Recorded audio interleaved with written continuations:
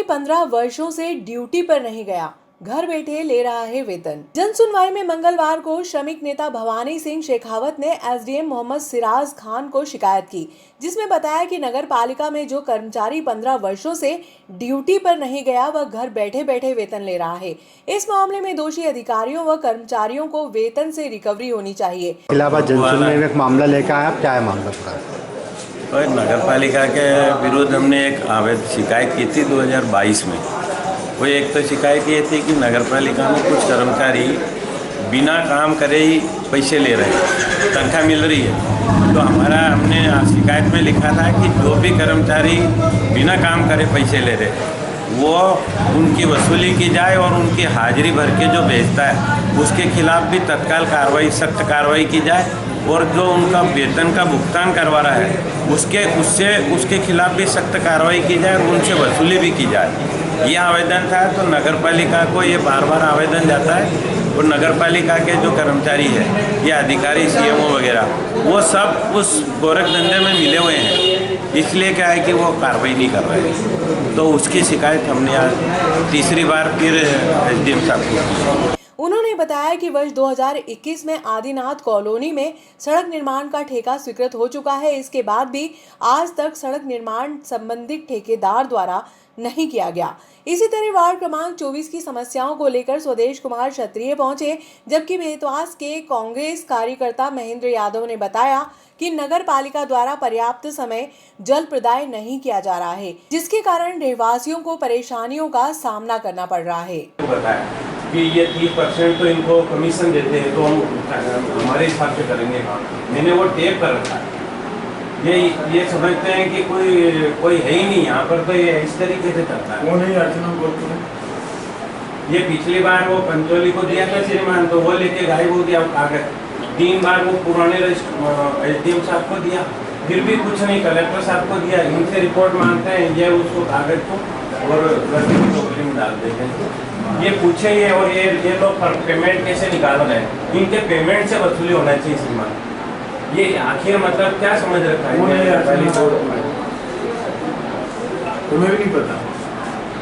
सब मालूम है साहब, इनको भी एक बार इनकी कॉपी मुझे पूरी लिस्ट दो ना, शाम तक देखो, संपर्क में रहो। इसको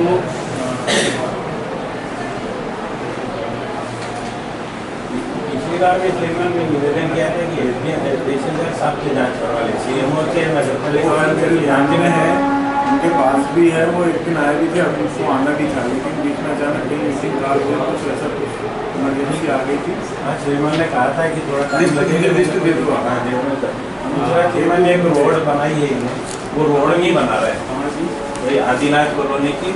एक बार इनको आवेदन श्रीमान ने पुराने में दे दिया, पिछली बार श्रीमान ने वकील साहब भी आए थे ना आपके साथ, वो ये आए थे तो आवेदन भी इनका ले लिया था, फिर कि हाँ ले जाओ, लेकिन कुछ नहीं। वो पंचोली या इनके जो भी इंजीनियर है वो जाएंगे तो कोई ठेकेदार के वहाँ जाके बैठ के चाय पी के वापिस हो जाते हैं।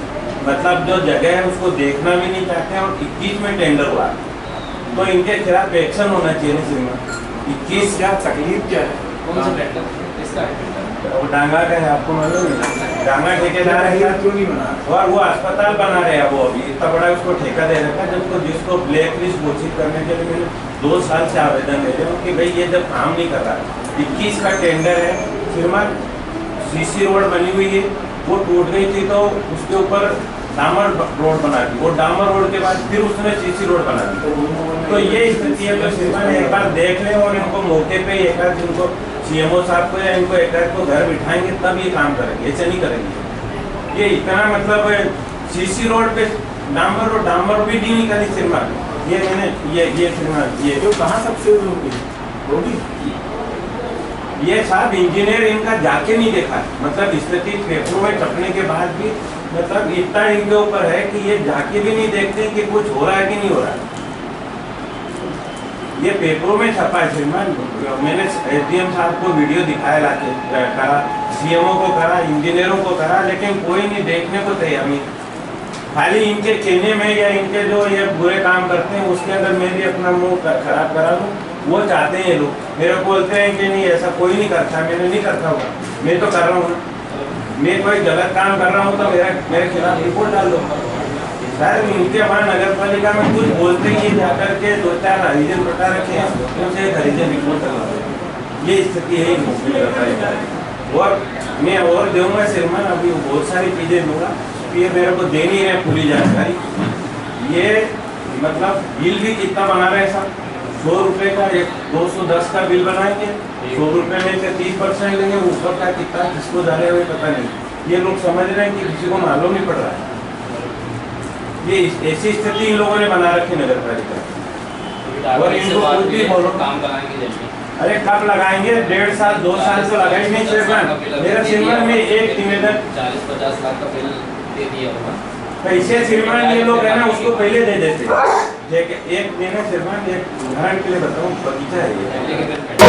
8 महीने पहले पदस्थ हुए सीएसपी बघेल का शुजालपुर ट्रांसफर, श्रीवास्तव के हाथों में कमान।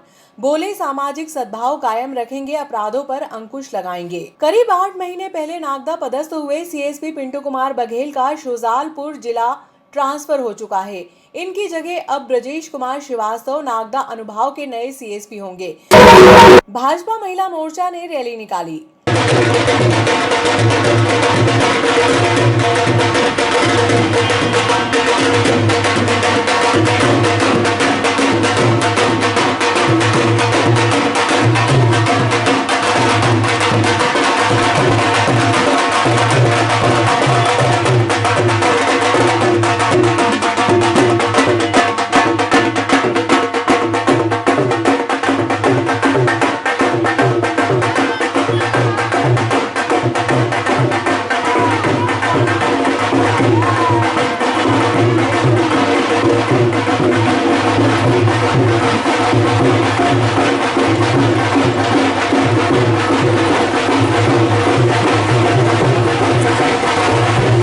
भाजपा प्रत्याशी के समर्थन में मंगलवार की शाम को कृषि उपज मंडी से पूर्व नगर पालिका अध्यक्ष शोभा गोपाल यादव के नेतृत्व में महिलाओं ने जनसंपर्क किया।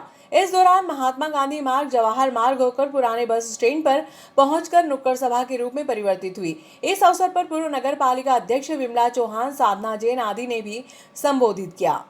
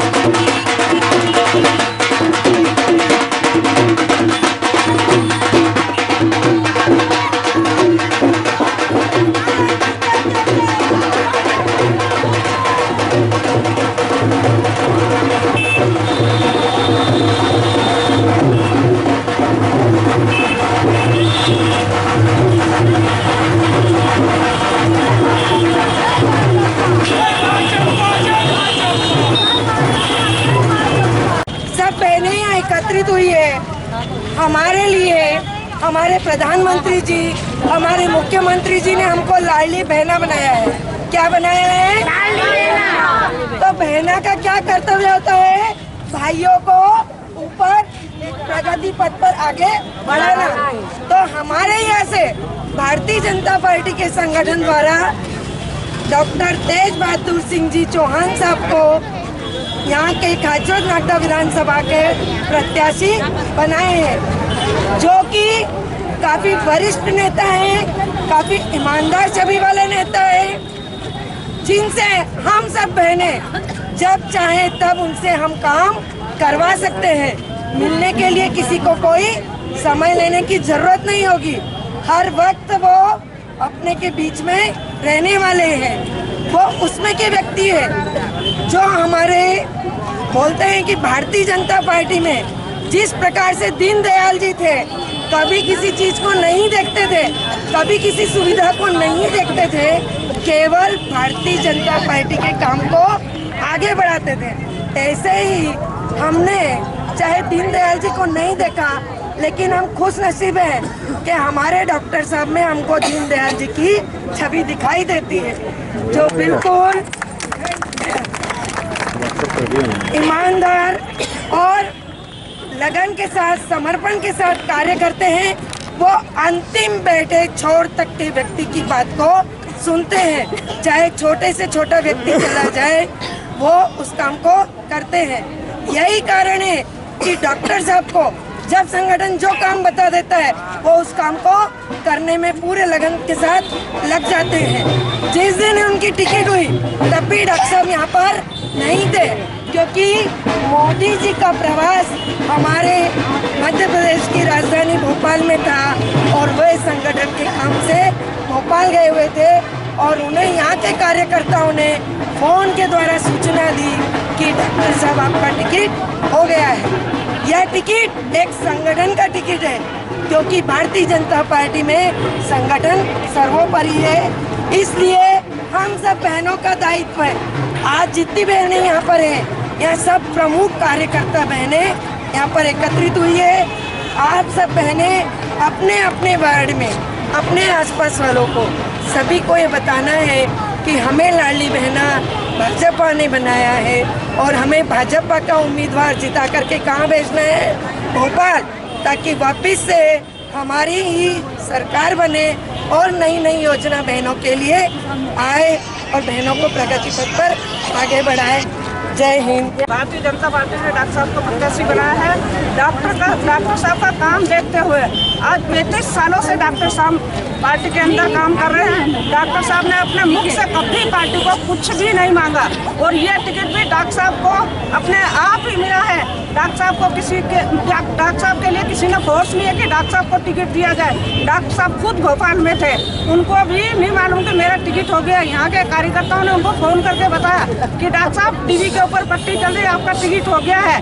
जब डॉक्टर साहब को पता चला तो डॉक्टर साहब हमारे सरल सीधे स्वभाव के हैं और आज आप जीतने के बाद में बहनों से, सभी से और यही निवेदन मैं करती हूँ कि डॉक्टर साहब से आप कभी भी मिल सकते हो, कहीं भी मिल सकते हो। अभी जैसा है, जैसे ही डॉक्टर साहब हमेशा रहेंगे, कोई डॉक्टर साहब में बदलाव नहीं आएगा। 35 सालों में डॉक्टर साहब में कोई बदलाव नहीं आया है, जैसे के जैसे ही रहेंगे। बहनों के प्रति इतने सहनशील है और कार्यकर्ताओं को साथ में लेकर साथ में चलने की क्षमता है, संगठन के प्रति वफादार है। यही ऊपर पार्टी ने देखते हुए डॉक्टर साहब को प्रत्याशी बनाया है। मैं सभी बहनों से यही निवेदन करना चाहूँगी कि आने वाले समय में डॉक्टर साहब को कमल के फूल पे मोहर लगाकर और हजारों मतों से विजय बनाना है। जय हिंद, जय धन्यवाद बहनों को, सभी बहनों। हमारे बीच में पूर्व नगर पालिका अध्यक्ष हमारी विमला भाभी जी, पूर्व जिला अध्यक्ष साधना जी जैन, हमारी जिले की महामंत्री भाभी मनीषा भाभी, माया भाभी, समस्त मेरी बहनें उपस्थित है, मेरी माताएं भी उपस्थित है। आप सभी को मालूम है कि आप और अपन सब भारतीय जनता पार्टी के जो प्रत्याशी है, उनके लिए आप और अपन सब मैदान में आज उतरे। जो लोग कह रहे हैं कि इनको कैसे मिल गया, 40 साल की मेहनत के बाद आज माननीय डॉक्टर साहब को जो टिकट मिली है, उस टिकट का फल आप और अपन सभी बहनों को, लाडली बहना है, मेरी लाडली बहनों को शिवराज जी के पास भोपाल अपने डॉक्टर साहब को भेजना है और उनका आशीर्वाद, जो भी आपका काम होगा, मैं खड़ी हूँ, भाभी खड़े, कभी भी आप किसी 24 घंटे आप डॉक्टर साहब से मिलना चाहोगे तो आप सभी के लिए उपस्थित रहेंगे। धन्यवाद। जय हिंद मेरी बहनें। आप सभी जैसे आज पधारिए, वैसे अपने हर कार्यक्रम में पधारने की कोशिश करना। धन्यवाद। शोभा भाभी, जिला कार्य समिति सदस्य साधना दीदी, आप प्रदेश कार्य समिति सदस्य साधना दीदी। आदरणीय बहनों, आप सबसे एक विनती है, सिर्फ जब भारतीय जनता पार्टी बहनों के लिए इतना करती है, हमारा एक ही दायित्व है कि हम रिटर्न में क्या देंगे, तो सिर्फ क्या देंगे, कमल का फूल। कमल के फूल को वोट देके हजार मतों से जिताना है, क्योंकि हम बहनों की सुरक्षा, हम बहनों को मजबूती, आर्थिक संबल, सब कुछ हमको किसने दिया है? भारतीय जनता पार्टी ने। और भारतीय जनता पार्टी का